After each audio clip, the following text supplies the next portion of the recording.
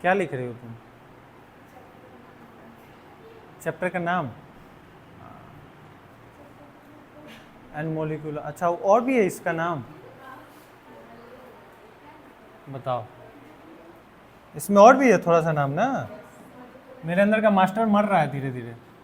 And molecular structure.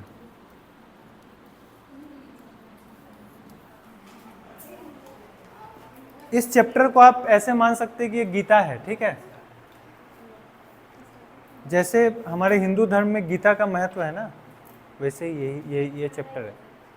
आप आगे किसी भी चैप्टर में इस चैप्टर का एप्लीकेशन देखेंगे, चाहे क्लास 11 का आगे जितना भी चैप्टर हो, क्लास 12 में एक एक चैप्टर में आप इसका एप्लीकेशन देखेंगे।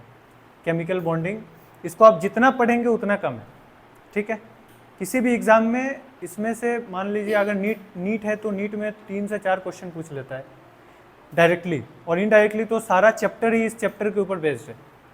सारे चैप्टर में अगर आपको कोई भी कॉन्सेप्ट को समझना है, पढ़ना है, तो आपको केमिकल बॉन्डिंग से होके गुजरना पड़ेगा, नहीं तो पॉसिबल नहीं है, ठीक है।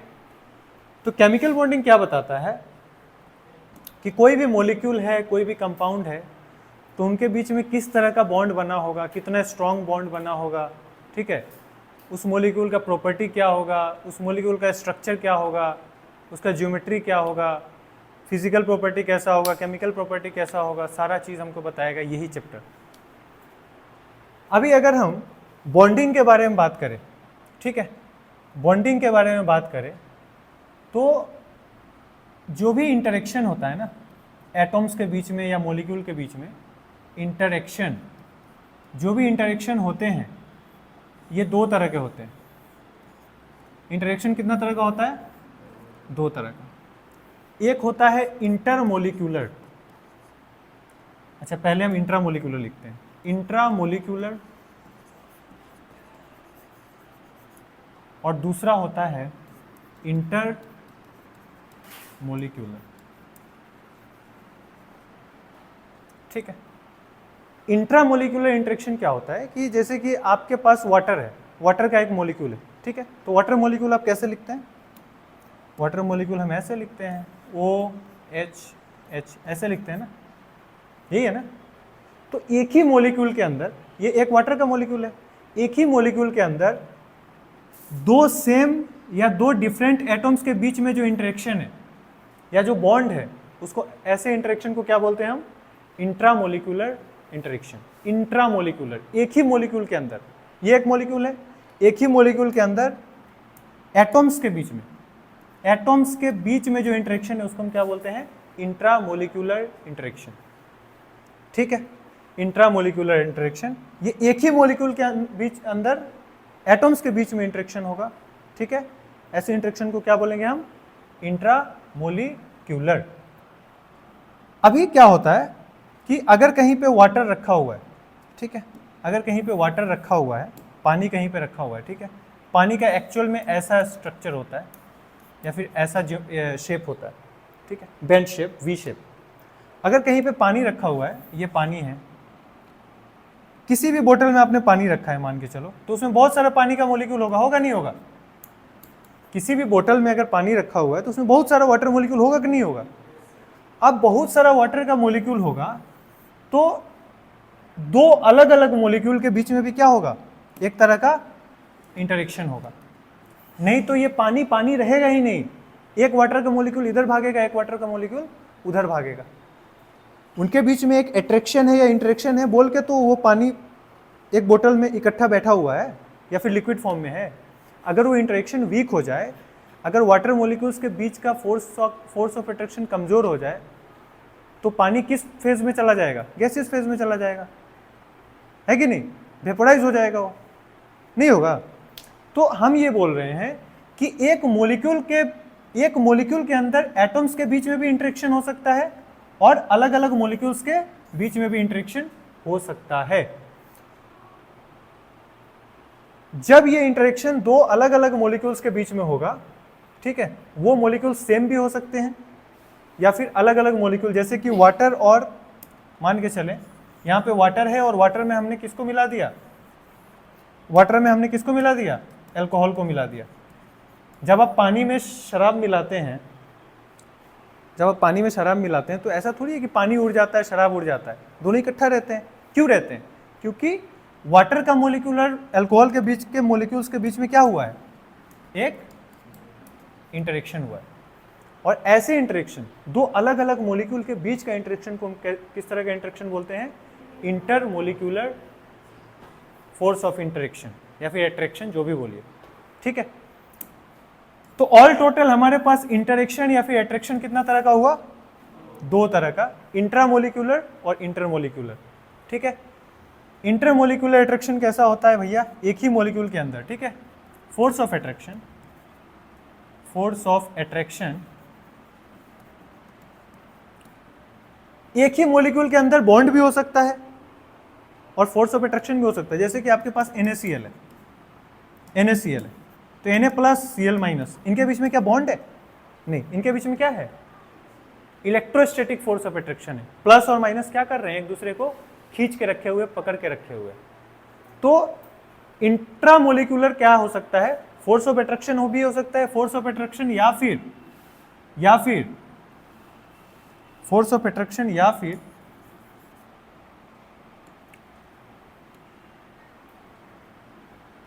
लिंकेज या फिर बॉन्ड बिटवीन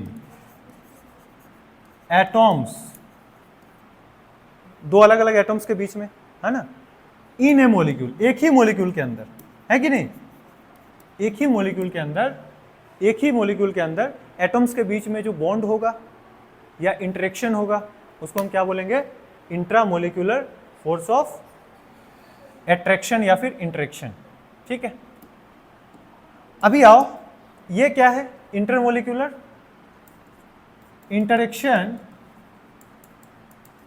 या अट्रैक्शन बिटवीन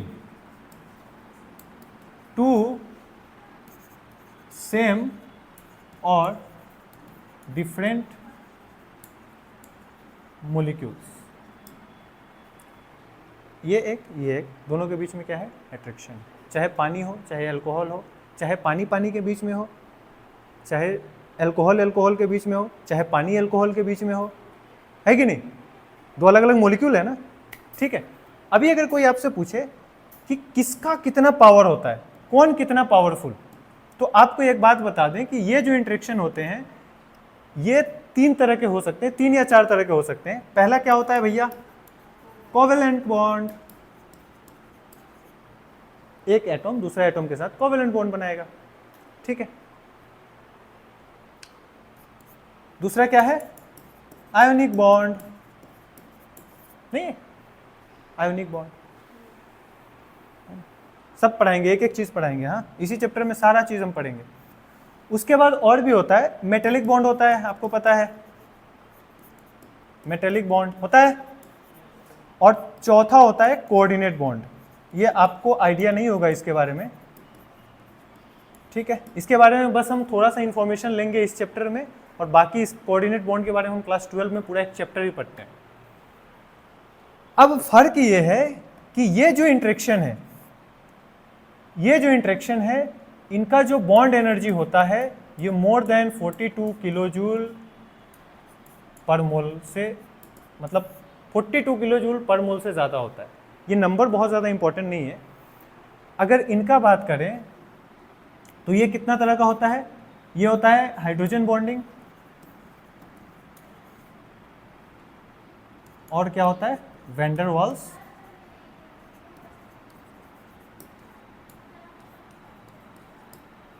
ये तो सुनेला सुनेला लग रहा है ना, थोड़ा थोड़ा, कभी हम लोग सुने हैं ना शायद इसको। हाँ, इनर्ट गैसेस के बीच में कौन सा इंटरेक्शन होता है?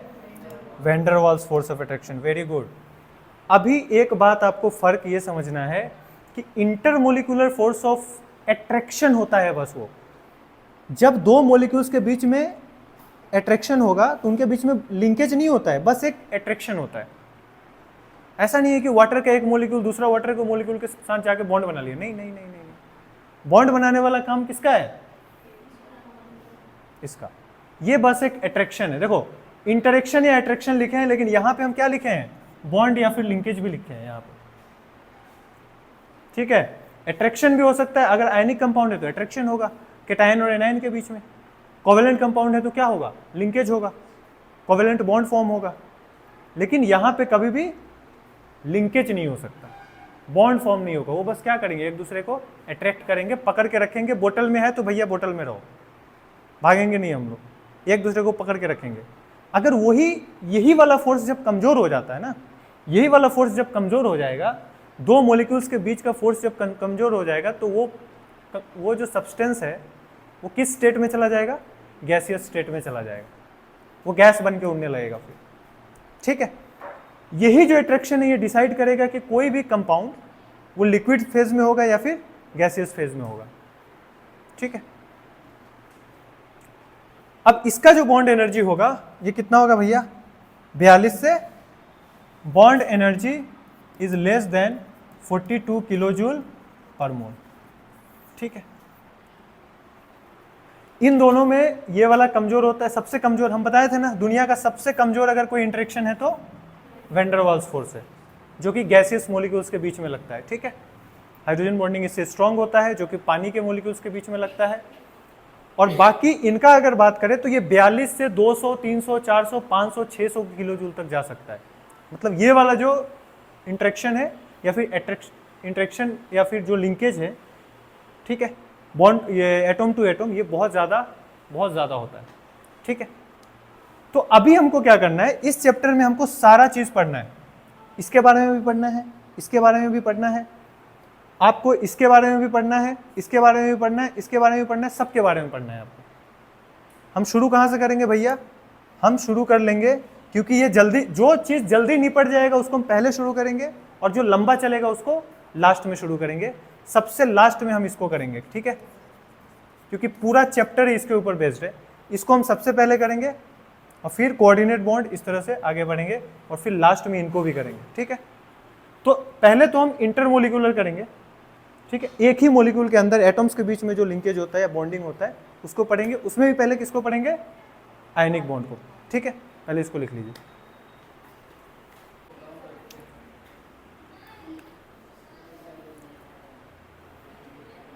ठीक है। अच्छा, इसमें भी अगर हम देखें ना, इसमें भी अगर आप देखेंगे तो इसका जो देखो 42 से कम दोनों का होने वाला है। इसमें भी अगर आप देखेंगे तो इसका होता है 2 से 8 किलो जूल का, ठीक है, और इसका होता है क्या भैया, 8 से 42 किलो जूल पर मोल। इन सबको मिला के सबसे कमजोर फोर्स आपको कौन सा दिख रहा है, वैन डर वाल्स फोर्स, सबसे गंदा, सबसे घटिया, ठीक है। चलो भाई, तो आगे हमको क्या पढ़ना है,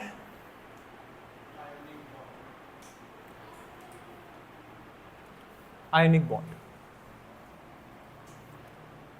आयनिक बॉन्ड।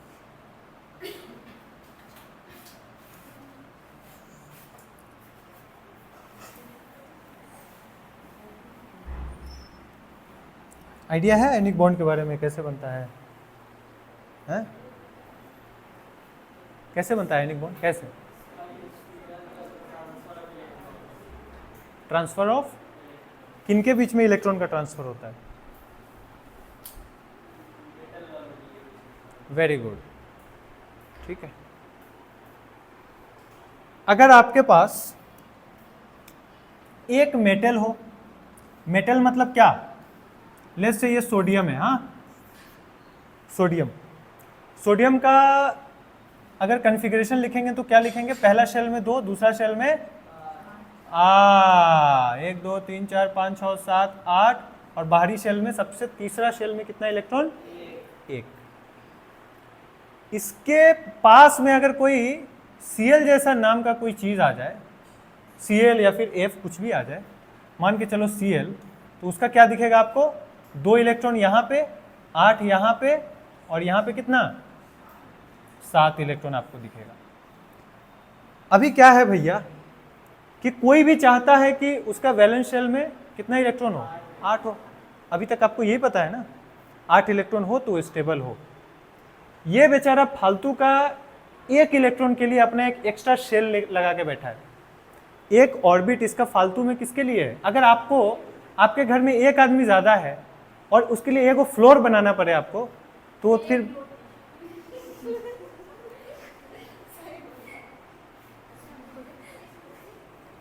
तो एक रोटी तो बना ही सकते हैं यार, एक आदमी के लिए एक रोटी नहीं बनाओगे? हाँ ये बात तो सही है। आपको अच्छा चलो, घर का सारे लोग खाना खा चुके हैं, ठीक है ठीक है, अभी कोई बोल रहा है कि हमको एक रोटी का भूख और है, अब बताओ कितना गुस्सा आएगा? वो तो नहीं बनाएगी, ठीक है। तो उसके लिए अब एक आदमी के लिए आटा सानो, फिर उसको थोड़ा देर के लिए छोड़ो आटा को, फिर गैस जलाओ, तवा गरम करो, रोटी बेलो।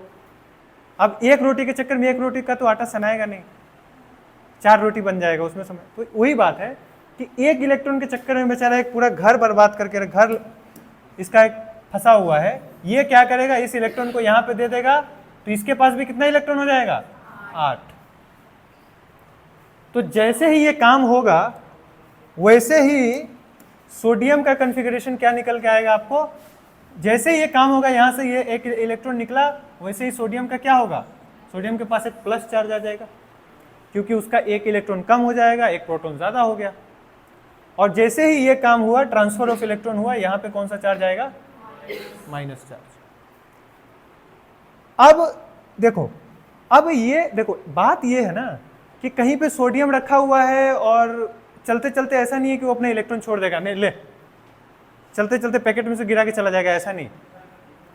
उसके पास सोडियम का एक इलेक्ट्रॉन लेने के लिए कोई होना चाहिए उसके आसपास, तब जाके वो इलेक्ट्रॉन छोड़ेगा। ऐसे थोड़ी है कि कुछ भी कोई छोड़ के चला जाएगा, लेने वाला होना चाहिए ना, उसका खींचने वाला भी तो होना चाहिए इलेक्ट्रॉन। हाँ ये आसानी से छोड़ देगा, लेकिन इतना भी खैरात का नहीं है कि वो जाते जाते पैकेट में से गिरा के चला जाएगा, अनवांटेड चीज का जैसा, ठीक है। ये क्या करेगा, इसमें से कोई खींचेगा तो थोड़ा सा मेहनत अगर क्लोरीन कर ले तो इसमें से इलेक्ट्रॉन को वो खींच लेगा, और जैसे ये खींच लेगा वैसे ही Cl के ऊपर नेगेटिव और Na के ऊपर पॉजिटिव, और इनके बीच में क्या हो जाएगा, एक इलेक्ट्रोस्टैटिक फोर्स ऑफ अट्रैक्शन की वजह से ये दोनों एक साथ रहेंगे, ठीक है। अब ऐसा माना जाता है, माना क्या जाता है, ऐसा होता है कि जो भी आयनिक बॉन्ड होते हैं वो नॉन डायरेक्शनल इन नेचर होते हैं। नॉन डायरेक्शनल मतलब क्या, एक Na+ यहाँ पे है, अब Cl- को जरूरी है कि वो इधर से ही आएगा, इधर से भी आ जाए, इधर से भी आ जाए, नीचे से आ जाए, ऊपर से आ जाए, आजू से आ जाए, बाजू से आ जाए, कहीं से भी आ जाए, उस पर तो कोई पाबंदी है नहीं, क्योंकि वो अट्रैक्शन कहीं से भी हो सकता है। अगर ये यहाँ पे, एक यहाँ पे, एक यहाँ पे, तो यहीं पे आ जाएगा, सीधा आ जाएगा ऐसे। यहाँ पे वो, यहाँ पे Na+ यहाँ पे, Cl- यहाँ पे, Na+ यहाँ से आ जाएगा, Na+ यहाँ पे, Cl- यहाँ पे, यहाँ से आ जाएगा, कहीं से भी आ जाए, ठीक है। इसीलिए बोला जाता है कि आयनिक कंपाउंड जो होते हैं वो नॉन डायरेक्शनल इन नेचर होते हैं। पहला चीज, आयनिक कंपाउंड क्या होता है, नॉन डायरेक्शनल इन नेचर। दूसरा चीज, आयनिक कंपाउंड जो बनता है दो ऑपोजिट तरह के एलिमेंट्स के बीच में बनता है। आपको सोडियम क्या दिख रहा है, तो सर सोडियम मेरे पास क्या दिख रहा है, ये क्या है, मेटल। क्लोरीन क्या दिख रहा है, नॉन मेटल। कोई बहुत ज्यादा इलेक्ट्रोनेगेटिव और कोई बहुत ज्यादा इलेक्ट्रोपॉजिटिव। बहुत ज्यादा इलेक्ट्रोनेगेटिव क्या करेगा, इलेक्ट्रॉन खींचेगा, इलेक्ट्रोपॉजिटिव जो है इलेक्ट्रॉन दे देगा। बहुत ज्यादा इलेक्ट्रोनेगेटिव कौन, नॉन मेटल, और इलेक्ट्रोपॉजिटिव कौन, मेटल। तो आयनिक कंपाउंड हमेशा किनके बीच में बनेगा, मेटल्स एंड नॉन मेटल्स। और खास करके ऐसे कंपाउंड्स के बीच में अच्छा आयनिक बॉन्ड बनेगा, के बीच में अच्छा आयनिक कंपाउंड बनेगा जिनके बीच में इलेक्ट्रोनेगेटिविटी का बहुत ज्यादा डिफरेंस है।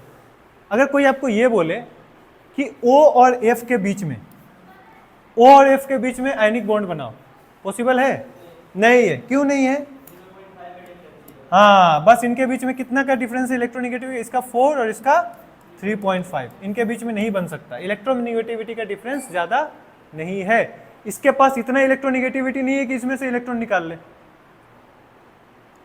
इसमें से इलेक्ट्रॉन निकाल के भी क्या करेगा, इसके पास वैलेंस शेल में 6 को इलेक्ट्रॉन है, ये दे के भी क्या फायदा होगा इसको, है कि नहीं। तो बात ये है कि मेटल्स और नॉन मेटल के बीच में कैसा बॉन्ड बनता है, आयनिक बॉन्ड या फिर आयनिक कंपाउंड। ठीक है, बॉन्ड नहीं होता है, इसको बॉन्ड नहीं बोल सकते, आयनिक फोर्स लगता है या फिर आयनिक कंपाउंड फॉर्म होता है। ठीक है, हाँ जी, तो हम क्या लिखेंगे, bond formed due to complete transfer, है ना। क्या कोई शेयरिंग हो रहा है इलेक्ट्रॉन का, complete COMPLE, complete transfer of electrons. एक इलेक्ट्रॉन या एक से ज्यादा इलेक्ट्रॉन का भी ट्रांसफर हो सकता है बिटवीन क्या, मेटल एंड नॉन मेटल। तो आप लोग लिख क्या नहीं रहे, मेरा हैंडराइटिंग देख रहे हैं, लिखो।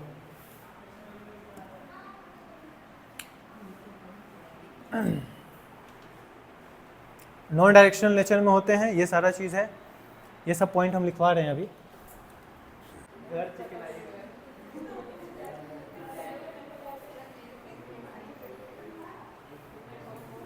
क्या होगा पार्टी, ऋतुराज प्याज ले आएगा, आधा किलो प्याज ले आना तुम, ठीक है, 12 रुपया लगेगा। तुम क्या लाओगे,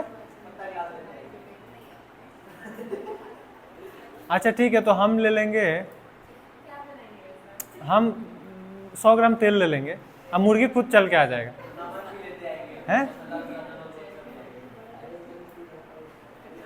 मुर्गी खुद से आ जाएगा, ठीक है, उसको फोन कर देंगे तो आ जाएगा, हो जाएगा क्या।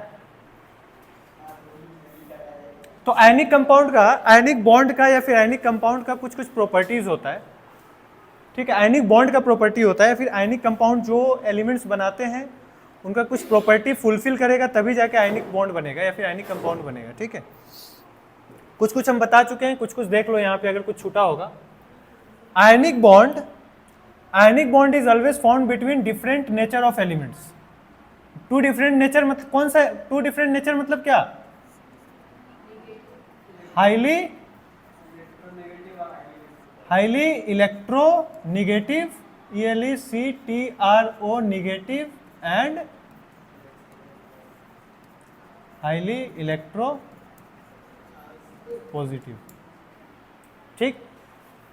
One should be electronegative and other should be electropositive, ठीक है, ठीक है। तो वहां पे एक्चुअली हमको, यहां पे हमको मेटल नॉन मेटल लिखना चाहिए था ना, चलो यहां पे मेटल नॉन मेटल लिख देते हैं, metal and non metal. More electronegative difference better the ionic bond.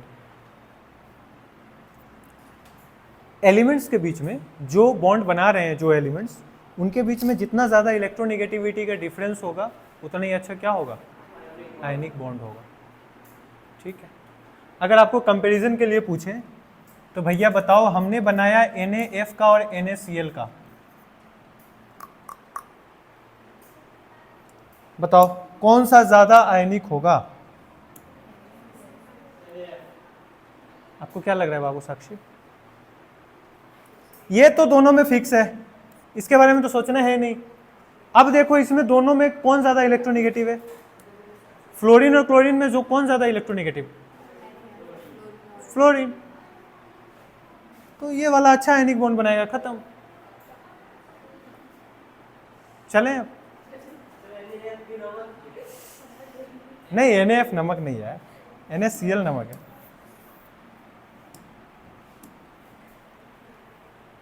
More electron better the ionic bond, ठीक है। आयनिक बॉन्ड इज नॉन डायरेक्शन, अच्छा ये पॉइंट भी बता चुके हैं हम कि ये कहीं से भी आके एक दूसरे को अप्रोच कर सकते, कोई दिक्कत नहीं है, ठीक है, फ्री है ये सब, ठीक है, इनका कोई ऑब्जेक्शन नहीं है, आप कहीं से भी आइए और अप्रोच कीजिए। Ionic compounds form crystal lattice. अब ये सबसे इंपॉर्टेंट बात ये है कि जब भी आपको आयनिक कंपाउंड दिखेगा तो वो लैटिस के फॉर्म में दिखेगा। अगर कहीं पे सॉल्ट है मान के चलो कोई भी सॉल्ट है, लेट्स से NaCl, जो कि आयनिक कंपाउंड है, तो ये किस फॉर्म में रहेगा? लेटिस के फॉर्म में रहेगा। लेटिस के बारे में पहले हम थोड़ा बहुत बताए हैं आपको, ठीक है। लेटिस के क्या होता है? लेटिस, सुनो पहले, लेटिस एक क्यूबिक स्ट्रक्चर का रिपीटिशन होता है। मतलब आपको जैसे कि ये वाला स्ट्रक्चर दिख रहा है ना, ये वाला, इसमें आपको कितना क्यूब दिख रहा है? 1 2 3 4 5 6 7 8 को क्यूब दिख रहा है। यहाँ पे 8 को छोटे छोटे क्यूब दिख रहा है, दिखाएं आपको? देखो भैया, 1 2, वाइट ब्लैक कलर से लिखते हैं, 1, अरे ये तो आयुष वाला काम धोखा दे रहा है। 1 2 3 4, नीचे आओ, नीचे आओ, नीचे, इसके ठीक नीचे 4 गो आरो है, इसके ये है ना एक फेस। अभी आप ये देखेंगे कि किसी भी सोडियम आयन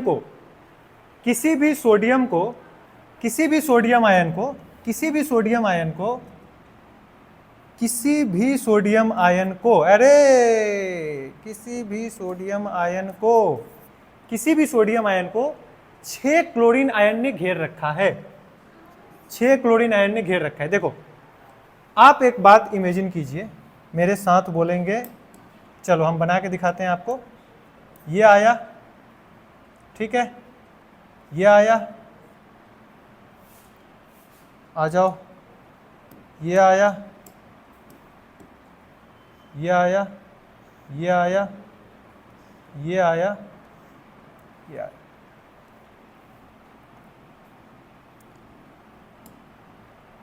हर एक कॉर्नर पे क्या होता है? कोई ना कोई आयन होता है या फिर एटॉम होता है, ठीक है। अगर मान के चले हम कि यहाँ पे क्या है?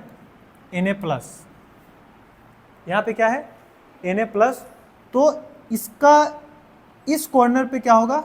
Cl-, इस कॉर्नर पे Cl-, इस कॉर्नर पे Cl-। एक Na के पास कितना Cl हुआ? एक Na जो है कितना Cl- से घिरा हुआ है? अभी कितना दिख रहा है? 3। आप एक क्यूब इसके ठीक आगे बैठाइए, इसके ठीक आगे एक क्यूब बैठाइए, इसके आगे ठीक एक क्यूब बैठाएंगे तो ये वाला एक डंडा निकलेगा, यहाँ पे एक डंडा निकलेगा, नहीं निकलेगा? यहाँ पे एक Cl- आया, हुआ कितना हुआ? 4। अब आप क्या करेंगे? इसके ठीक ऊपर ये जो एक क्यूब बैठाए हैं, इसके ठीक ऊपर एक और क्यूब बैठाइए, और इसके ठीक ऊपर एक और क्यूब बैठाइए, तो ऊपर की तरफ एक और दिखेगा Cl-। 5 हुआ। और आगे भी 2 गो बैठाइए, इसके ठीक आगे 2 गो और इसके ठीक आगे 2 गो, तो आगे की तरफ एक Cl- दिखेगा आपको, हुआ ना? तो टोटल एक गो Na+, कै गो से घिरा हुआ है? Cl- से 6 Cl- से घिरा हुआ है। अच्छा, यहां पे भी हम आपको दिखा देते हैं। देखो, ये रेड वाला को अगर हम सोडियम आयन पकड़े Na+, तो ये वाला देखो, ये एक Cl-, ठीक है, पीछे वाला में ये एक Cl-, ये एक Cl-, ये एक Cl-, कितना Cl- हुआ? 4। एक ऊपर में Cl- 5 और एक नीचे में Cl- 6। तो एक जो यहाँ पे एक क्यूब है, तो एक क्यूब को हम बोलते हैं यूनिट सेल, और जब बहुत सारा यूनिट सेल रिपीट होता है तो उसको हम क्या बोलते हैं? लैटिस। क्या बोलते हैं उसको? लैटिस। अब एक बात बताओ कि यहाँ पे Cl-, यहाँ पे Na+, यहाँ पे Na+, यहाँ पे Cl-, यहाँ पे Cl-, यहाँ पे Na+, है ना? ऐसे वो लोग अरेंज है एक लैटिस के अंदर, ऐसे अरेंजमेंट होता है, ठीक है। आप कहीं पे भी देखें, ये क्या है? ये Cl-, तो ये क्या है? Na+, फिर ये Cl- आ गया, इसके ऊपर में आइए, ये क्या हो गया? Na+, इसके बाजू में क्या है? Cl-। इतना ज़्यादा जटिल स्ट्रक्चर होता है इसका कि इस लैटिस को तोड़ने में हमारा हालत ख़राब हो जाता है। इसीलिए हम ये बोलते हैं कि जो आपका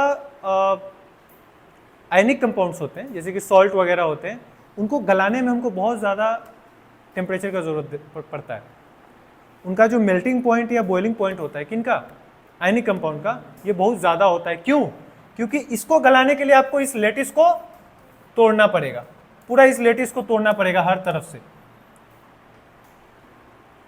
तब तो जाके Na+ और Cl- अलग अलग होगा। अभी ये Na+ Cl- क्या है, एक लेटिस में एक दूसरे को पकड़ के बैठे हैं, ठीक है।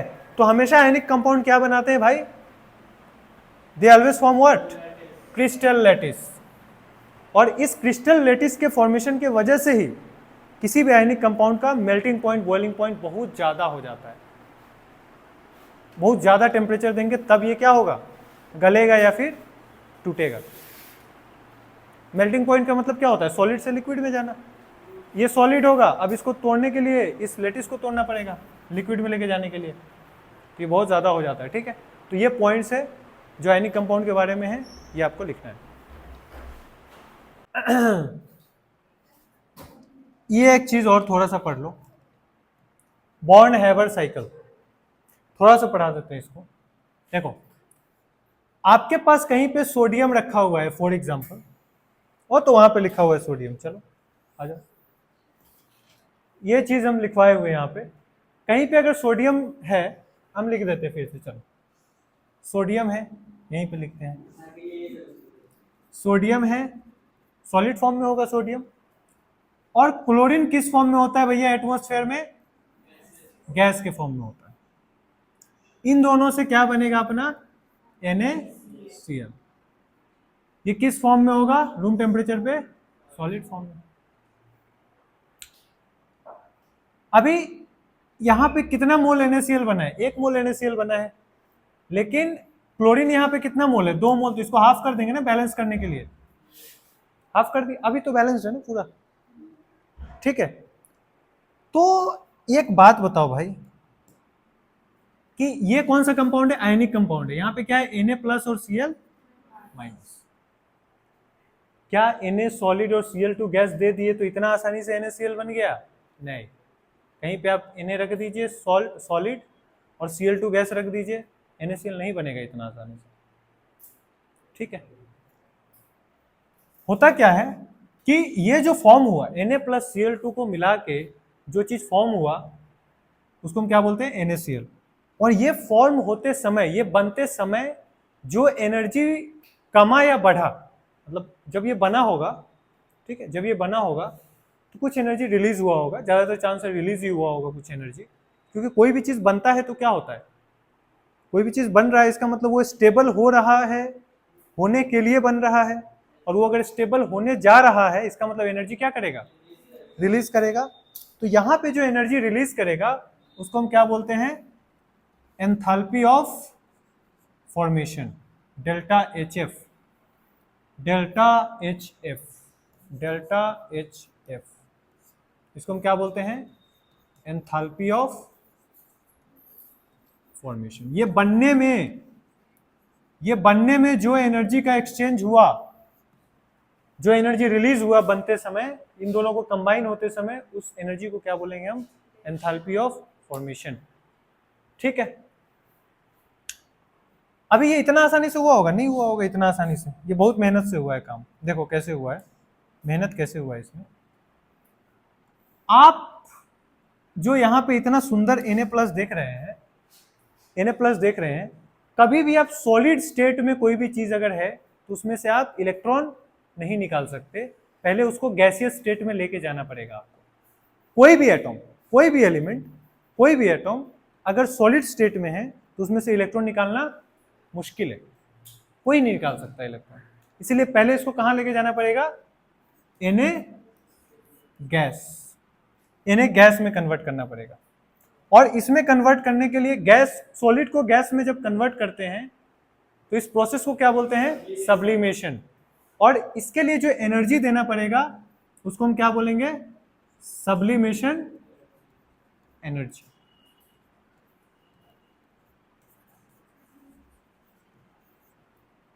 ये एनर्जी हमको देना पड़ेगा, ठीक है। तो ये एनर्जी क्या होगा, प्लस।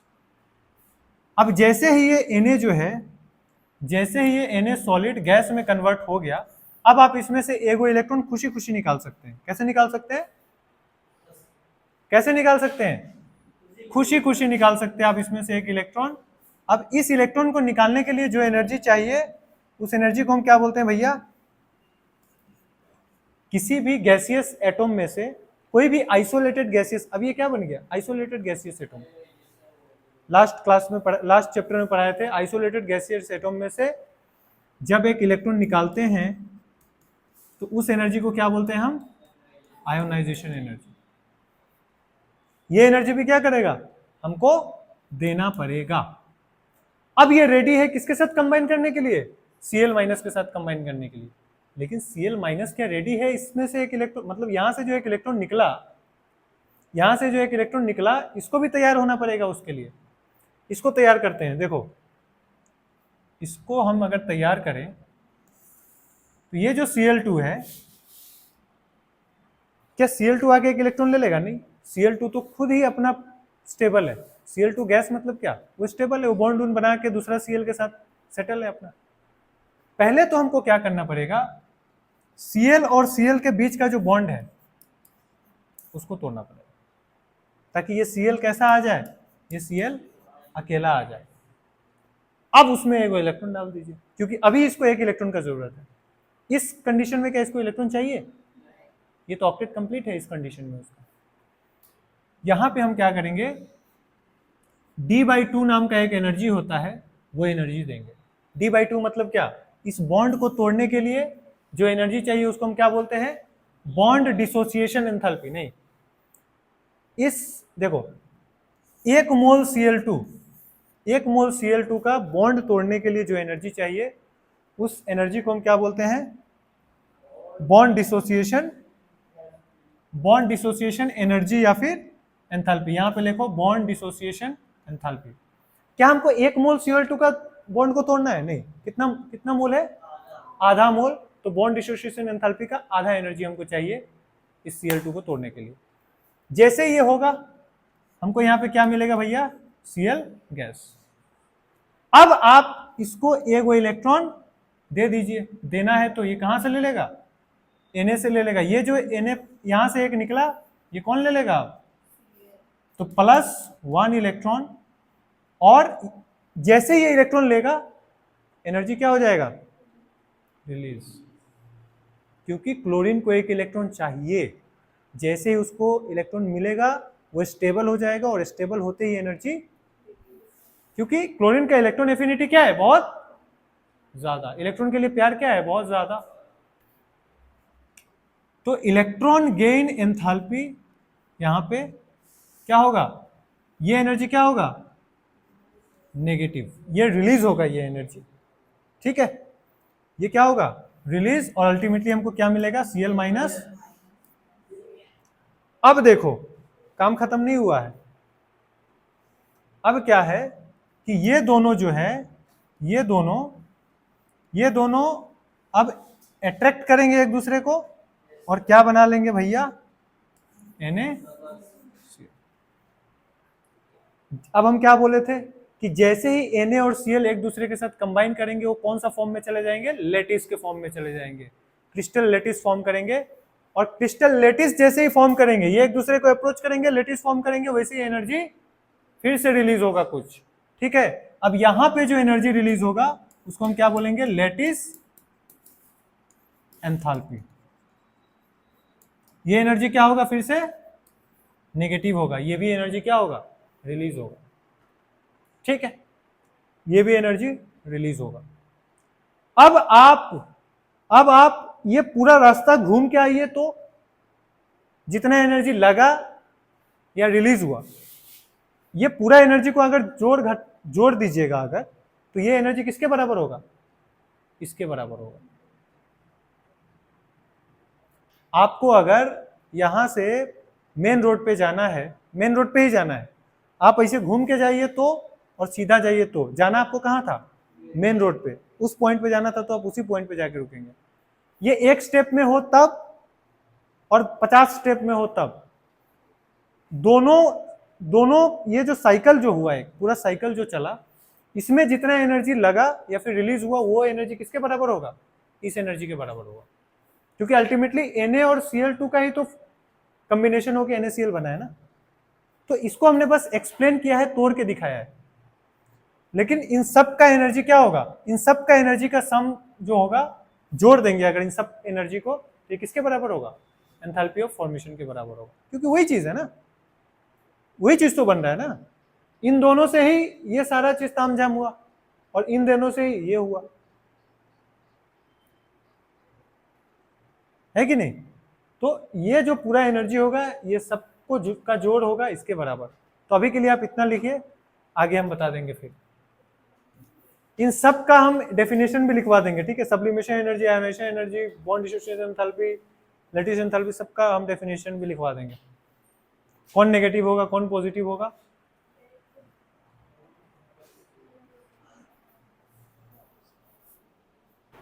अब क्या है कि आपको एक एक चीज के बारे में जानना है। पहले हमने क्या बोला था कि पहले किसके बारे में जानना है आपको, हाइड्रेशन एंथैल्पी। जब 1 मोल NaCl बनेगा, कितना मोल एक मोल NaCl जब बनेगा, ठीक है, तो वो बनते समय जो एनर्जी लगेगा, अच्छा 1 मोल NaCl कहां से बनेगा, ये सोडियम जब अपने सॉलिड फॉर्म में होगा, क्लोरीन अपने गैसेस फॉर्म में होगा, जब अपने एलिमेंटल फॉर्म में जब वो होगा, उस फॉर्म से NaCl बनने में जो एनर्जी लगेगा उसको हम क्या बोलेंगे, enthalpy of formation. Enthalpy of formation क्या होता है, एनर्जी।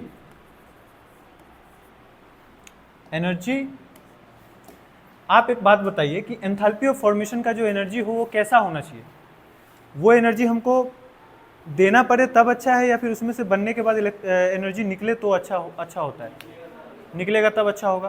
तो enthalpy of formation should be negative, मतलब ये प्रोसेस कैसा होना चाहिए, एक्सोथर्मिक होना चाहिए। जितना ज़्यादा एक्सोथर्मिक होगा उतना ही ज़्यादा क्या होगा, अच्छा से प्रोडक्ट बनेगा, उतना ईजिली प्रोडक्ट बनेगा, ठीक है।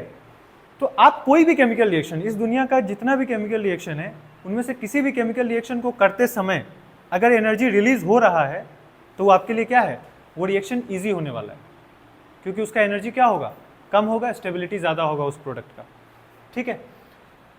एनर्जी रिलीज्ड ऐसे लिखेंगे, एनर्जी नहीं लिखेंगे, एंथैल्पी लिख लेते हैं। चलो, enthalpy change when 1 mole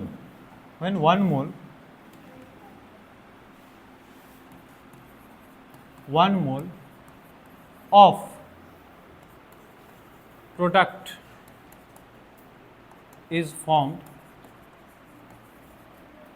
from the elements in its elemental state। अगला एनर्जी क्या है भैया, सब्लिमेशन एनर्जी। सब्लिमेशन एनर्जी कितना ज्यादा होना चाहिए कि कम,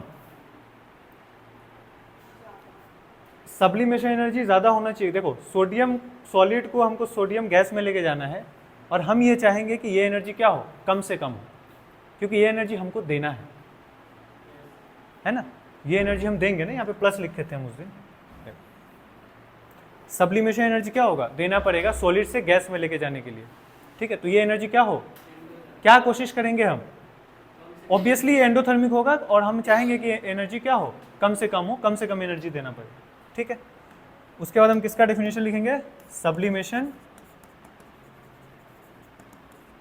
एनर्जी। अच्छा, यहाँ पे एक चीज और लिखना था, क्या, it should be क्या, नेगेटिव मतलब एक्सोथर्मिक। ये बनते समय एनर्जी जितना निकलेगा उतना अच्छा है, ठीक है। Sublimation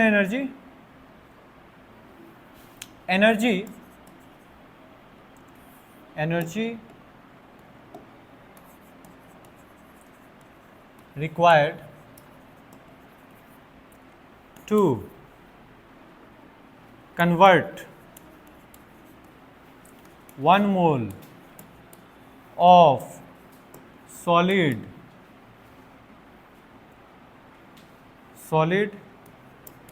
into its gaseous state। It should be कैसा होना चाहिए, लो, देने वाला काम कम हो और मिलने वाला काम ज़्यादा हो, एनर्जी जब मिले तो वो ज़्यादा से ज़्यादा मिले और जब देना पड़े तो कम से कम देना पड़े, इस बात का ध्यान रखना है। तो अच्छा आयनिक बॉन्ड बनेगा, ठीक है। उसके बाद क्या है, आयोनाइजेशन एंथैल्पी। ये सबसे इंपॉर्टेंट है जब भी कोई आयनिक कंपाउंड बनेगा।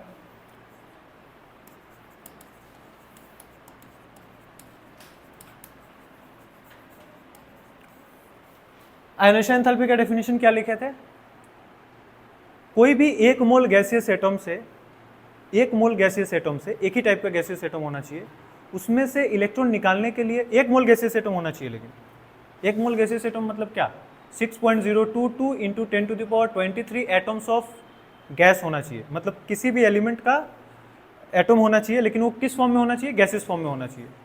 उसमें से, उन सब में से इलेक्ट्रॉन निकालने के लिए जो एनर्जी लगेगा उस एनर्जी को क्या बोलेंगे हम, ionisation enthalpy. amount of energy required to remove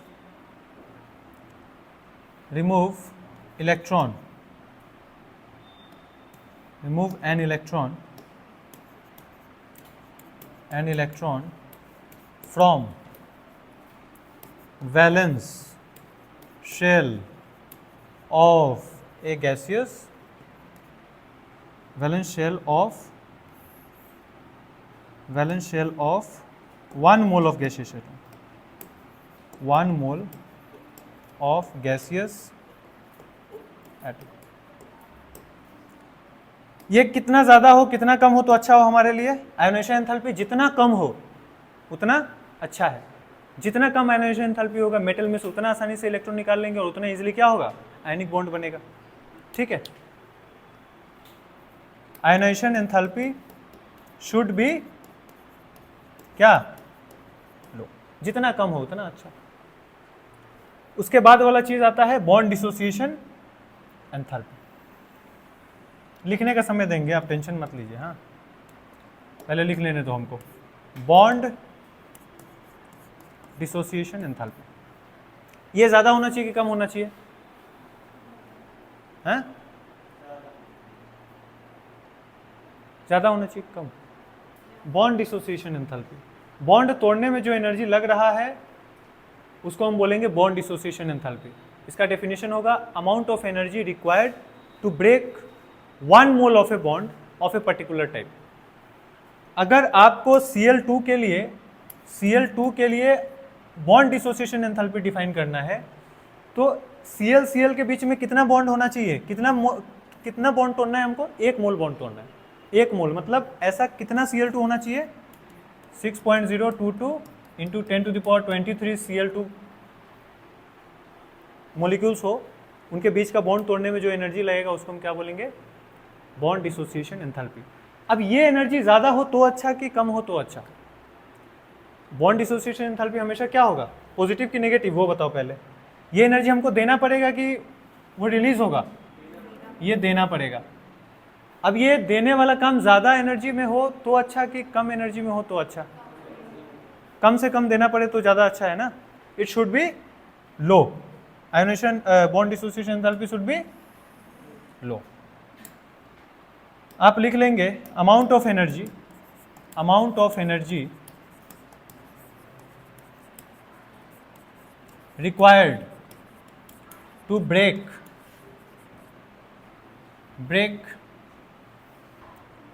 1 mole of a bond, 1 mole of a bond of a particular type। आप Cl2 के लिए अगर पर्टिकुलर टाइप का मतलब समझते हैं ना, अगर Cl2 का बॉन्ड डिसोसिएशन एंथैल्पी निकाल रहे हैं तो सारा का सारा Cl2 का मॉलिक्यूल ही होना चाहिए। ऐसा नहीं कि Cl2 का मिला दिए O2 के साथ और फिर बॉन्ड डिसोसिएशन एंथैल्पी चेक कर रहे हैं, फिर नहीं होगा, ठीक है। इट शुड बी क्या, इट शुड बी लो ना हाई, लो। चलो भैया आगे बढ़े। अगला चीज क्या आता है अपना, electron gain enthalpy. Electron gain enthalpy मतलब वो एनर्जी जब किसी भी एटॉम के अंदर, किसी भी आइसोलेटेड गैसियस एटॉम के अंदर जब हम एक इलेक्ट्रॉन डालेंगे, एक इलेक्ट्रॉन डालने के बाद जो एनर्जी रिलीज होगा उसको हम क्या बोलते हैं? Electron gain enthalpy. ठीक है, चलो भैया, इलेक्ट्रॉन गेन एंथैल्पी रिलीज या एब्जॉर्ब जो भी हो वो अलग का बात है। हम जानते हैं कि क्लोरीन फ्लोरीन जैसा एलिमेंट्स के लिए, क्लोरीन फ्लोरीन जैसा जो एलिमेंट्स है वो आसानी से एक इलेक्ट्रॉन ले लेते हैं, और जब आसानी से इलेक्ट्रॉन ले लेंगे, ठीक है, तो उसका इलेक्ट्रॉन गेन मतलब वो क्या है? आसानी से इलेक्ट्रॉन लेना मतलब क्या? इलेक्ट्रॉन एफिनिटी ज़्यादा है, मतलब इलेक्ट्रॉन लेना ज़्यादा चाह रहे हो, ठीक है। और अगर इलेक्ट्रॉन आसानी से लेना चाह रहे हैं मतलब उसका जो इलेक्ट्रॉन गेन एंथैल्पी जो होगा वो पॉजिटिव में होगा कि नेगेटिव में होगा? नेगेटिव में होगा। जितना आसानी से इलेक्ट्रॉन लेगा उतना ही एनर्जी रिलीज करेगा, जितना आसानी से इलेक्ट्रॉन ले कोई एटॉम उतना ही एनर्जी रिलीज करेगा, मतलब इलेक्ट्रॉन गेन एंथैल्पी का वैल्यू क्या होगा इस केस में? नेगेटिव। ठीक है, नहीं पता है? जितना ज़्यादा इलेक्ट्रॉन एफिनिटी, इलेक्ट्रॉन के लिए जितना ज़्यादा प्यार होगा किसी भी एटॉम का या फिर किसी भी आयन का, उतना ही ज़्यादा एनर्जी क्या करेगा वो? इलेक्ट्रॉन लेने के बाद वो रिलीज कर देगा, क्योंकि वो तो उसको इलेक्ट्रॉन का ज़रूरत था। इलेक्ट्रॉन लेने के बाद वो स्टेबल हो जाएगा, स्टेबल हो जाएगा तो एनर्जी रिलीज करेगा। Electron gain enthalpy, electron gain enthalpy, electron gain enthalpy, amount of energy. अच्छा, क्या जरूरी है कि इलेक्ट्रॉन गेन एंथैल्पी हमेशा नेगेटिव हो या हमेशा पॉजिटिव हो? नहीं, ये डिपेंड करेगा कि कौन इलेक्ट्रॉन ले रहा है। किसी किसी में हमको इलेक्ट्रॉन ज़बरदस्ती ठेल के घुसाना पड़ सकता है, कोई आसानी से इलेक्ट्रॉन ले लेगा। तो इलेक्ट्रॉन गेन एंथैल्पी ज़रूरी नहीं है कि हमेशा नेगेटिव या हमेशा पॉजिटिव हो, लेकिन आयोनाइजेशन एंथैल्पी हमेशा क्या होता है? पॉजिटिव होता है, क्योंकि हमको एनर्जी देना ही पड़ेगा एक इलेक्ट्रॉन निकालने के लिए, कहीं से भी निकालना हो। इलेक्ट्रॉन गेन एंथैल्पी डिपेंड करता है कि आप किसका कितना टेंडेंसी है कि इलेक्ट्रॉन लेने का। ठीक है, तो अमाउंट ऑफ एनर्जी रिलीज्ड या absorbed when an electron is added to valence shell of a valence shell of 1 mole of isolated gaseous atom। ये क्या होना चाहिए? जितना ज़्यादा नेगेटिव हो उतना अच्छा है। एक इलेक्ट्रॉन डाल, एक कोई एनायन अगर इलेक्ट्रॉन लेके, कोई एनायन बन रहा है इलेक्ट्रॉन लेके, और वो जितना आसानी से इलेक्ट्रॉन ले ले उतना अच्छा है ना। जब भी आयनिक कंपाउंड बनता है क्या होता है? एक मेटल होता है जो इलेक्ट्रॉन छोड़ता है और एक नॉन मेटल होता है जो इलेक्ट्रॉन लेता है। जो छोड़ रहा है वो जितना आसानी से छोड़ दे, मतलब आयोनाइजेशन एंथैल्पी जितना कम हो, और जो ले रहा है जितना आसानी से ले ले। जितना आसानी से ले लेगा उतना ज़्यादा एनर्जी रिलीज करेगा, और जितना ज़्यादा एनर्जी रिलीज करेगा उतना ही नेगेटिव में क्या होगा? Negative value of electron gain enthalpy. हम आपको एग्जांपल देते हैं। देखो, कोई एटॉम ए है, कोई एटॉम बी है, इसने एक इलेक्ट्रॉन लिया, कितना लिया? और इसने भी एक इलेक्ट्रॉन लिया, ये क्या बन गया? ए माइनस। ये क्या बना? B minus. ये इलेक्ट्रॉन लेने के बाद इसने कितना एनर्जी रिलीज किया? मान के चलो -240 किलो जूल पर मोल का एनर्जी रिलीज किया, और इसने -100 किलो जूल का एनर्जी रिलीज किया। कौन सा एनायन आयनिक बॉन्ड बनाने के लिए ज़्यादा सुइटेबल है? ये वाला, क्योंकि इसमें ज़्यादा एनर्जी रिलीज हुआ है। ठीक है, तो हम ये चाहेंगे कि जो नॉन मेटल्स है वो इलेक्ट्रॉन लेते वक्त ज़्यादा से ज़्यादा एनर्जी रिलीज करे। इसका मतलब ये है कि एंथैल्पी, इलेक्ट्रॉन गेन एंथैल्पी जो हो ज़्यादा से ज़्यादा क्या में हो? नेगेटिव में हो। ठीक है, electron gain enthalpy higher negative electron gain enthalpy is favourable. एक चीज, एक डेफिनेशन और दे देते हैं, फिर आप लिख लीजिएगा। हाँ, जिसका जितना बाकी आप लिख लीजिएगा। लास्ट चीज आपको दिख रहा है कि जब जब जब हमारे पास, अब तक देखो, अब तक हमने आयोनाइजेशन एंथैल्पी दे के सोडियम गैस बना लिया है, सोडियम गैस बना लिया है और क्लोरीन माइनस का गैस बना लिया। अब इन दोनों को क्या करना है, कंबाइन करना है, ये एक दूसरे को अट्रैक्ट करेंगे और अट्रैक्ट करने के बाद वो क्या बना लेंगे, आयनिक कंपाउंड, जो किस फॉर्म में रहता है, लेटिस के फॉर्म में रहेगा। और जब भी लेटिस बनता है, लेटिस बनते वक्त बहुत सारा एनर्जी रिलीज होता है, क्योंकि लेटिस बना क्यों, क्योंकि वो इसी स्टेट में स्टेबल रहेगा। आपने देखा होगा कि एक सोडियम कितना क्लोरीन माइनस से घिरा हुआ है, 6 क्लोरीन माइनस से घिरा हुआ है। ठीक उसी तरह से आप और उसको और भी ध्यान से देखेंगे तो एक Cl माइनस फिर 6 Na+ से घिरा हुआ होता है। इतना ज्यादा कॉम्पैक्ट स्ट्रक्चर होता है लेटिस का। देखो कहाँ गया, ये देखो, आप कहीं पे भी अगर देखेंगे, आ जाओ, ये जो रेड वाला था क्या था, Na+ था, एक Na+ 6 Cl- के साथ घिरा हुआ है। आप किसी भी Cl- को भी पकड़ लो, ये ब्लू वाला Cl- है ना, आप इस Cl- को पकड़ो, आप इस Cl- को पकड़ो और चेक करो कि ये कितना Na+ से घिरा हुआ है। इधर में ये वाला एक Na+ हुआ, एक है ना, 2 है ना, 2 दूसरा, ठीक, तीसरा, चौथा, ऊपर जाओ, पांचवा, और एक पीछे में होगा छठा।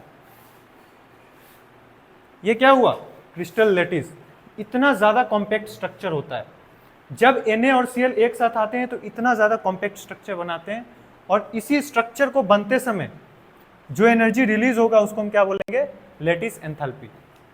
अभी अगर आपको इस स्ट्रक्चर को तोड़ना है, क्या करना है, तोड़ना है, और तोड़ के वापस आपको कहां जाना है, Na+ और,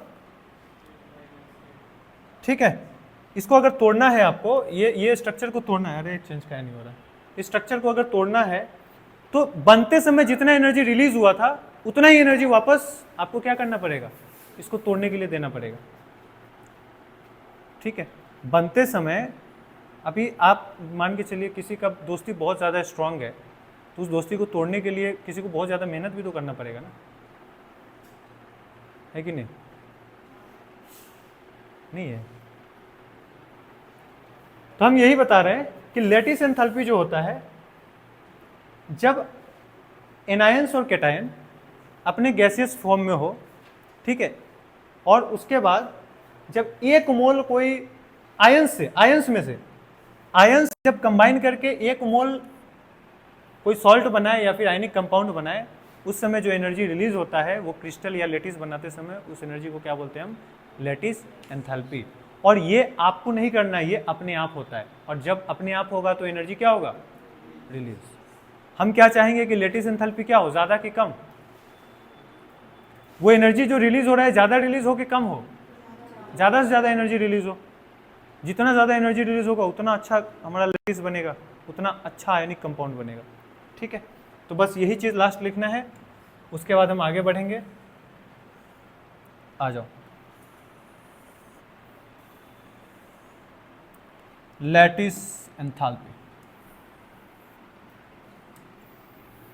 lattice enthalpy, lattice enthalpy.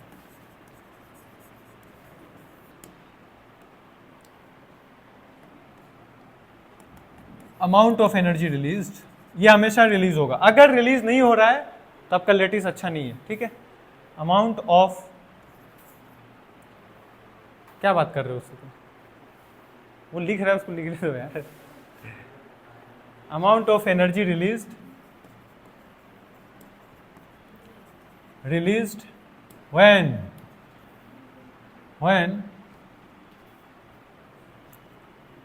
a lattice of 1 mole of ionic compound is formed। कहाँ से फॉर्म होना है, गैसियस आयन से, सॉलिड और गैस वाला आयन नहीं, आयन से, इससे फॉर्म नहीं होना है। इससे अगर फॉर्म होता है, अगर इससे फॉर्म होता है भाई, इससे, किससे, अगर इससे फॉर्म होता है तो ये एंथैल्पी ऑफ फॉर्मेशन हो जाएगा।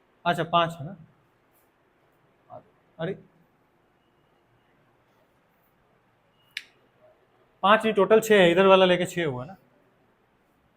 तो 6 अगर है तो 5 चीज अगर दे रखा है आपको, तो छठा चीज तो आप आसान से निकाल लेंगे। हाँ, आपको एंथैल्पी ऑफ सब्लिमेशन दे रखा है, enthalpy of dissociation of chlorine दे रखा है, आयोनाइजेशन एंथैल्पी दे रखा है पोटेशियम का, इलेक्ट्रॉन गेन एंथैल्पी दे रखा है क्लोरीन का। पहले तो आपको इस चीज को पूरा बनाना है जैसे हम बनाए थे। देखो, calculate the latest enthalpy of KCL from the following data. देखो, केसीएल अगर बना होगा तो कैसे बना होगा? कहीं पे के रहा होगा सॉलिड फॉर्म में, कहीं पे Cl2 रहा होगा अपने गैसियस फॉर्म में, नहीं रहा होगा। हाँ। ये दोनों जैसे ही आके केसीएल बनाएगा तो यहां पे जो एनर्जी चेंज होगा उसको हम क्या बोलेंगे? Enthalpy of formation. अभी क्या इतना आसानी से बना होगा? नहीं, इसको हम तोड़ के देखेंगे। तो के पहले क्या में हुआ होगा कन्वर्ट? के प्लस में, सॉरी, के पहले गैस में कन्वर्ट होगा, तो के गैस, इस एनर्जी को क्या बोलेंगे हम? Sublimation energy. अब ये के गैस जो है इसको हम आयोनाइजेशन एंथैल्पी दे देंगे, तो क्या के गैस है तो ये क्या में कन्वर्ट हो जाएगा? के प्लस गैस। अब ये रेडी है क्या बनाने के लिए? आयनिक कंपाउंड बनाने के लिए तैयार है, पूरा फुल। आजा भाई। उसके बाद इसमें आओ, Cl2 को तो पहले तोड़ना पड़ेगा हमको, क्योंकि हमको एक ही मोल चाहिए ना, एक ही चाहिए ना। यहां पे देखो, आपको 1 मोल Cl चाहिए, ठीक है, लेकिन यहां पे Cl कितना मोल था पहले से? पहले से 2 मोल Cl था। Cl2 1 मोल है लेकिन Cl 2 मोल है। ओके, तो पहले तो हम इसको तोड़ लेंगे। तोड़ने के लिए क्या हमको पूरा 1 मोल को तोड़ेंगे? नहीं, हम आधा मोल को तोड़ लेंगे तो 1 मोल Cl मिल जाएगा हमको। तो बॉन्ड डिसोसिएशन एंथैल्पी का जो वैल्यू होगा उसका आधा वैल्यू हम दे देंगे, इसको एनर्जी दे देंगे, तो हमारा काम हो जाएगा। बी डी ई का आधा, आ जाओ, तो ये क्या होगा भैया? Cl gas. अब एक बार Cl गैस हो गया तो हम क्या करेंगे? इसमें एक इलेक्ट्रॉन डालने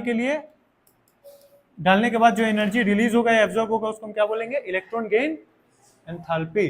देखो, electron gain enthalpy of chlorine दे रखा है माइनस में। हम बोले थे ना कि जो हेलोजेंस होंगे, सॉरी हेलोजन नहीं, हेलोजन, हाँ, हेलोजेंस जो होंगे वो आसानी से इलेक्ट्रॉन लेते हैं, आसानी से इलेक्ट्रॉन लेंगे तो एनर्जी रिलीज करेंगे। यार ये लास्ट चैप्टर में तो पढ़े हो तुम लोग, मुंह मत बनाओ, मुंह बनाओगे मुंह फाड़ दूंगा मैं, ठीक है। ये क्या हो गया? Cl minus gas. अब ये दोनों कंबाइन करेगा और क्या बनाएगा? KCl, और यहां पे जो एनर्जी चेंज होगा इसको हम क्या बोलेंगे? U naught, that is lattice enthalpy.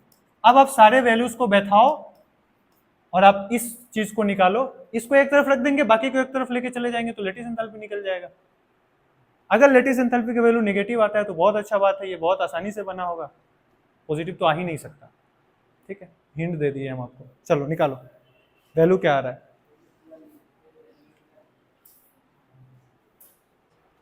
चलो देखो, हाँ करें, इसको छोटा करें,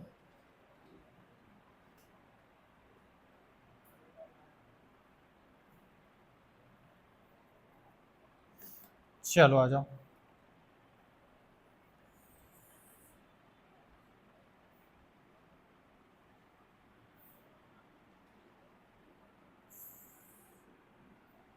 पहले तो इक्वेशन लिखना होता है, पूरा equation.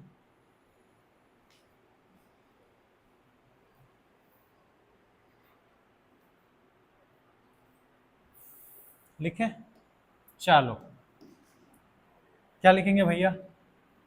Delta HF is equal to क्या होगा? Sublimation energy plus bond dissociation energy D/2, dissociation energy by 2, plus ionisation energy plus electron gain enthalpy plus U naught. आपको निकालना क्या है भैया? U naught. तो यू नॉट को एक तरफ रखो और बाकी को एक तरफ लिखो, सबको इधर लेके आ जाओ। Delta H F minus sublimation energy plus d/2 plus IE plus electron gain enthalpy. बताओ भैया डेल्टा एच एफ का वैल्यू कितना है? Enthalpy of formation of KCl, this is -436.8 minus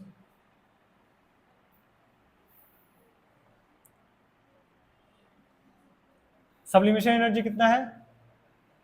89.8 plus enthalpy of dissociation 243 divided by 2 bond skin, क्योंकि देखो ये सारा energy पर मोल के लिए दे रखा है, लेकिन क्या आपको एक मोल Cl2 को तोड़ना है? नहीं, आधा मोल Cl2 तोड़ेंगे अपना काम हो जाएगा। तो 243/2 प्लस आयोनाइजेशन एंथैल्पी कितना है भाई? आयोनाइजेशन एंथैल्पी कितना है? -348.6। एक काम करते हैं, इसको ऐसे लिखते हैं, हाँ, -348.6 प्लस उसके बाद क्या है? इलेक्ट्रॉन गेन एंथैल्पी कहाँ गया? हाँ? कौन सा? Ionisation enthalpy. आयोनाइजेशन एंथैल्पी कहाँ है? Ionisation enthalpy of potassium 418.9। क्या बोल रहा है यार? 418.9 418.9। Electron gain enthalpy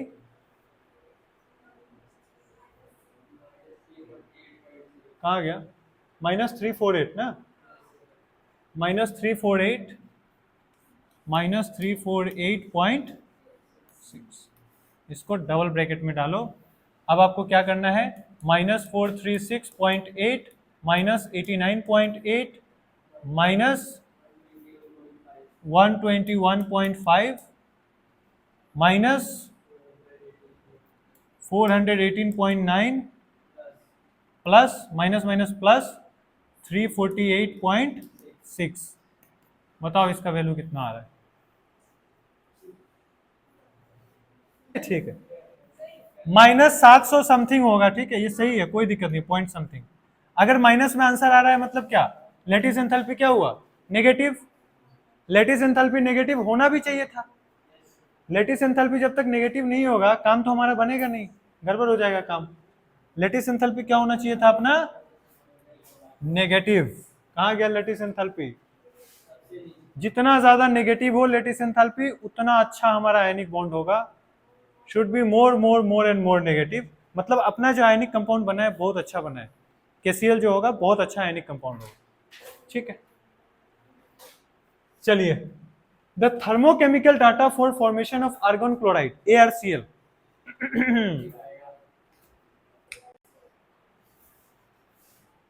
argon chloride are given below।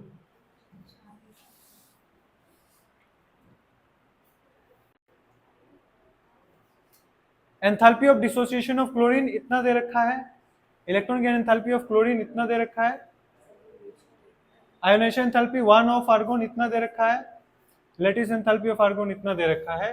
Predict whether the formation of argon chloride is favourable और अनफेवरेबल।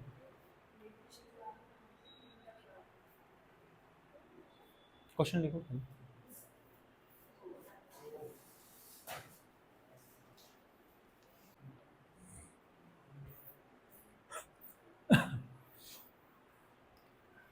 पहले तो इसके लिए हेसे स्लो लिख लो, तब आराम से हो पाएगा। एक डाटा कम लग रहा है ना? क्या बात, नहीं लग रहा है ना? हाँ, एक तो कम लग रहा है। अच्छा एक बात बताओ, आर्गन किस टाइप का एलिमेंट है? आर्गन अगर नोबल गैस है तो ये तो ऑलरेडी गैसियस फॉर्म में है, इसको क्यों सब्लिमेट करना है भाई? और क्या करोगे? गैस और कहाँ लेके जाओगे एक इलेक्ट्रॉन निकालने के चक्कर में। तो पहले इसका हेसेस लॉ लिखो और फिर सारा वैल्यूज बैठा के देखो। आपको क्या लिखाना है, वेदर द ऑर्गन, अच्छा एंथैल्पी ऑफ फॉर्मेशन देखो क्या होता है। एंथैल्पी ऑफ फॉर्मेशन अगर पॉजिटिव है तो रिएक्शन नहीं होगा, मतलब फॉर्मेशन नहीं होगा ArCl का। आपको लग रहा है आर्गन आर्गन क्लोराइड बना होगा कभी? आर्गन एक नोबल गैस है और नोबल गैस में से इलेक्ट्रॉन निकल सकता है और कभी भी आयनिक कंपाउंड बना सकता है? नहीं बना सकता। या फिर ना तो ArCl से इलेक्ट्रॉन निकाल सकता है ना तो Cl Ar से इलेक्ट्रॉन निकाल सकता है। दोनों जबरदस्त है। हमको नहीं लग रहा है बनेगा ये, पॉजिटिव में ही आएगा, देख लो चेक करके। चलो इसका हेसेस लॉ लिखते हैं। Ar क्या है भैया? गैस, प्लस Cl2 क्या है? Gas, gives ArCl, enthalpy of formation. आ जाओ, पहला स्टेप में क्या होगा, ये पहला स्टेप में इसमें क्या दे देंगे हम, आयोनाइजेशन एंथैल्पी, तो ये क्या बन जाएगा Ar प्लस, इसमें पहले D/2 देंगे तो ये क्या बनेगा, Cl का गैस बनेगा। और फिर इसमें क्या देंगे, फिर इसमें एक इलेक्ट्रॉन डालेंगे तो ये क्या होगा, इलेक्ट्रॉन गेन एंथैल्पी, तो ये क्या बन जाएगा Cl माइनस का गैस। अब इन दोनों कंबाइन करके क्या बनाएंगे, लेटिस बनाएंगे, आयनिक कंपाउंड बनाएंगे, लेटिस के फॉर्म में चला जाएगा। अब इसके लिए हेसेस लॉ कैसे लिखेंगे आप, हेसेस लॉ, हेसेस लॉ इसको ऐसे लिखेंगे, कैसे लिखेंगे, delta HF should be equal to क्या, I, सीधा I जाएंगे, सब्लिमेशन एनर्जी की जरूरत नहीं है, I plus D/2 plus EGE plus EGE plus U0। सारे वैल्यूज को पुट करो, आपको पॉजिटिव में 500 समथिंग मिलेगा और पॉजिटिव में अगर आंसर मिल रहा है आपको enthalpy of formation, that means the formation of ionic compound is not favourable in any possible way. ठीक है, ये ArCl कभी भी फॉर्म नहीं हो सकता। प्लस 500 समथिंग आना चाहिए, कितना आया 596 किलोजूल पर मोल।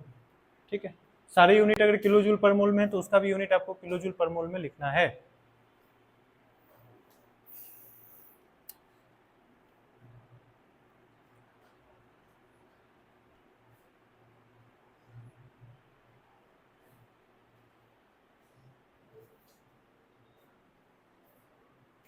ठीक है, इसको होमवर्क ले लो, आगे बढ़े, थोड़ा सा और कर लेते हैं कुछ।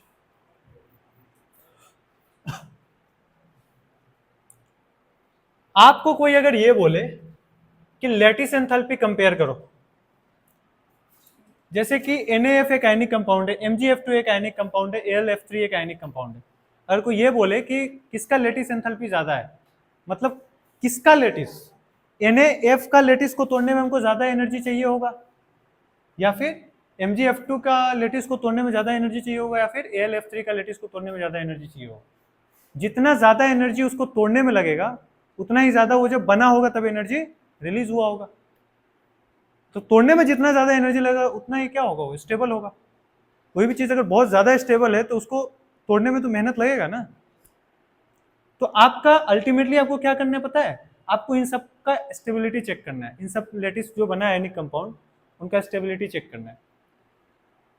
जितना ज्यादा लेटिस एंथैल्पी होगा, लेटिस एंथैल्पी ज्यादा का मतलब क्या, उतना ज्यादा एनर्जी रिलीज हुआ होगा। नेगेटिव में एनर्जी ऑब्वियसली रिलीज होगा तो नेगेटिव में वैल्यू लिखेंगे, उतना ज्यादा एनर्जी क्या होगा, रिलीज हुआ होगा।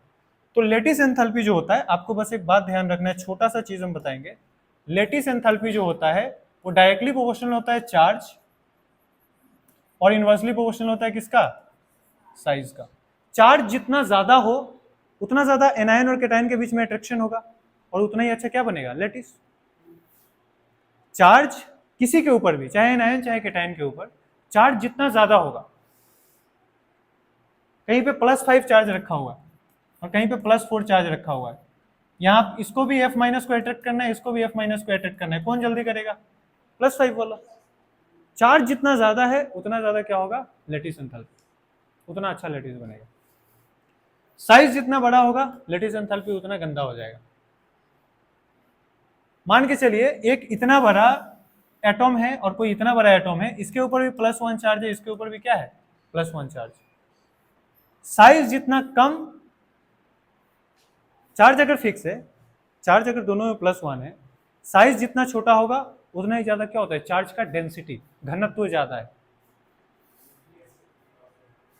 इतना छोटा सा जगह में एक +1 चार्ज है, इतना बड़ा जगह में एक +1 चार्ज है, इफेक्टिव कौन ज्यादा होगा, कौन सा ज्यादा पावरफुल होगा, छोटा वाला।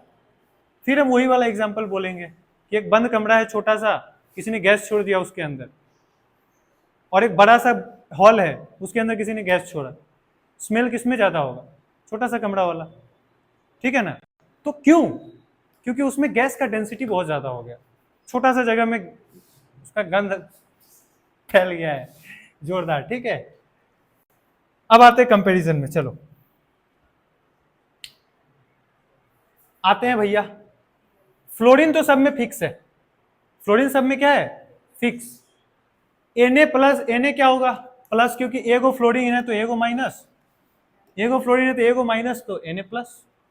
Mg के ऊपर क्या है, +2, Al के ऊपर प्लस, सबसे ज्यादा चार्ज किसके ऊपर, लेटिस एंथैल्पी किसका सबसे ज्यादा, Al का, उससे कम Mgf2 का, उससे कम Na।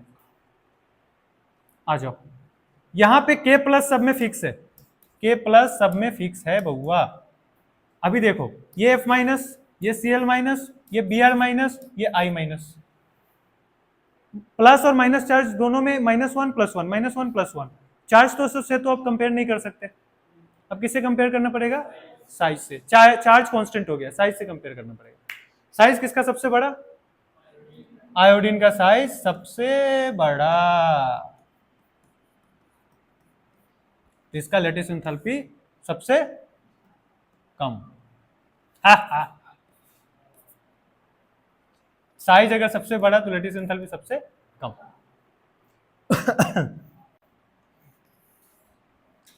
आ जाओ भाई, ऑक्सीजन सब में फिक्स है, हाँ। Na के ऊपर क्या होगा, +1। पहला ग्रुप और दूसरा ग्रुप का एलिमेंट का ऑक्सीडेशन नंबर फिक्स है, +1 +2, +1 पहला ग्रुप का, +1 दूसरा ग्रुप का, +2, और Al +3, 13 ग्रुप का एलिमेंट है, 3 को वैलेंस शेल में इलेक्ट्रॉन है, 3 को छोड़ देगा। आप अगर इसका ऑक्सीडेशन नंबर चेक करेंगे तो +3 मिलेगा आपको। बताओ चार्ज किसके ऊपर सबसे ज्यादा, ठीक है, तो लेटिस एंथैल्पी इसका। आ जाओ, ये आओ, यहां पे आओ,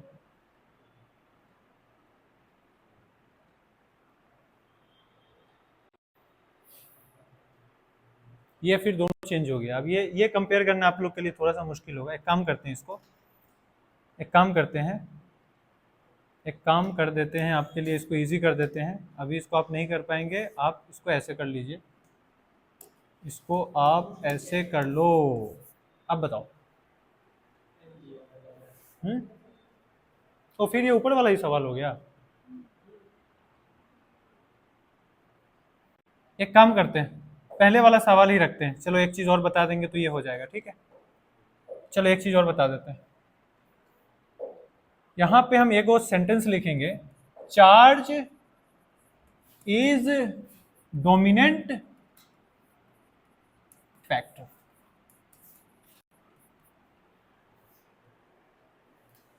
जब कंपेयर करना मुश्किल हो जाए तब किसके पास जाएंगे, चार्ज के पास जाएंगे, और देखेंगे भैया भैया चार्ज किसका ज्यादा है।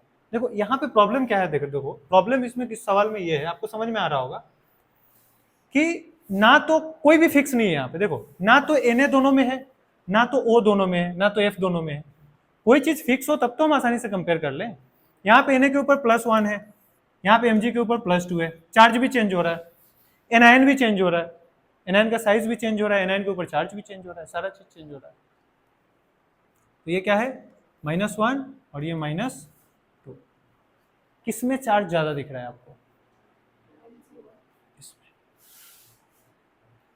कौन सा डोमिनेंट होगा, चार्ज डोमिनेंट है, मतलब किसका कोवेलेंट कैरेक्टर ज्यादा, इसका, ठीक है। अच्छा वो बता दिए, इसको समझ गए ना। आ जाओ इसको कर लेते हैं, इसको भी। इसमें फिक्स लग रहा है हमको कुछ, आयोडीन फिक्स है। अब इसके ऊपर भी +1, इसके ऊपर भी +1, इसके ऊपर भी +1, इसके ऊपर भी +1।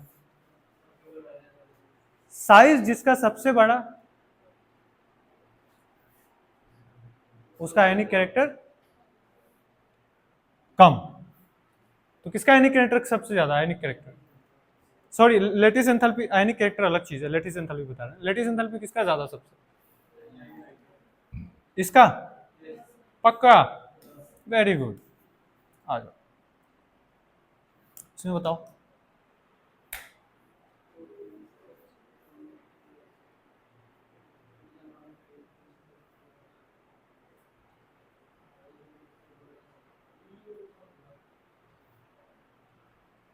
देखो ये सब एक एक दूसरा नंबर ग्रुप का है, सब BE, MG, CA, BA सब एक दो नंबर ग्रुप का है, ठीक है। अगर 2 नंबर ग्रुप का है तो ये ऑक्सीजन फिक्स है, ऑक्सीजन फिक्स है सब में, हाँ ऑक्सीजन फिक्स है। ऑक्सीजन साइज अगर बड़ा हो जाए तो लेटिस एंथैल्पी क्या हो जाए? कम हो जाए। तो इसका लेटिस एंथैल्पी सबसे ज्यादा और इसका सबसे कम। बेरियम सबसे छोटा नीचे होता है, ठीक है। Thank you so much for today.